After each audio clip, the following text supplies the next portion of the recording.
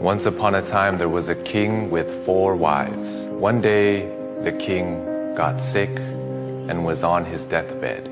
Afraid of being in the afterlife alone, he asked his 4th wife, which he loved the most, and bought her diamonds and gold and elegant clothing. He asked her, "Would you die with me and go with me to the afterlife?" The 4th wife replied, "I'm sorry, I can't do that," and walked away. He also loved his 3rd wife and was very proud and would always show her off to neighboring kingdoms.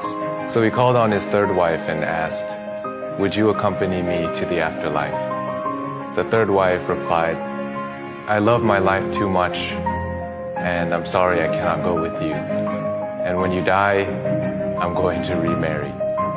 His 2nd wife has always been there for him in his times of need, so he asked, "Would you accompany me to the afterlife?"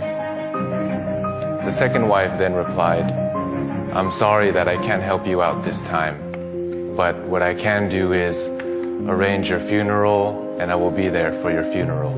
A voice called out and said, "I'll leave with you and follow you wherever you go, even if it is to the afterlife."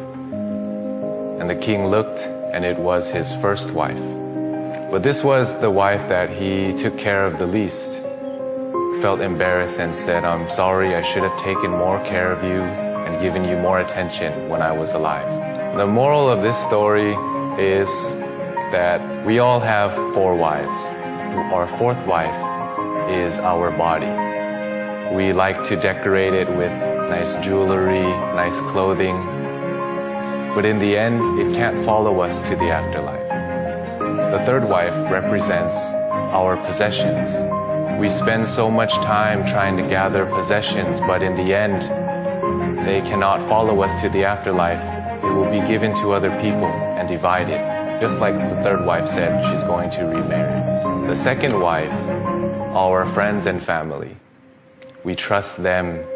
They're always there for us in times of need. But the furthest they can go with us is to our funeral and send us off.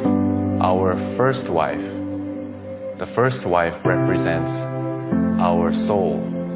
We usually neglect taking care of our soul. That is the thing that will follow us to the afterlife. Care for your body. Keep it healthy.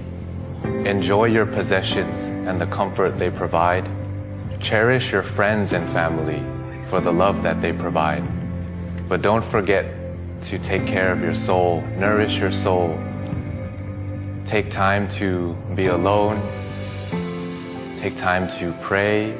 Take time to meditate, because it is the source of all of your life and your most faithful friend. I hope this story can help you or somebody that you love.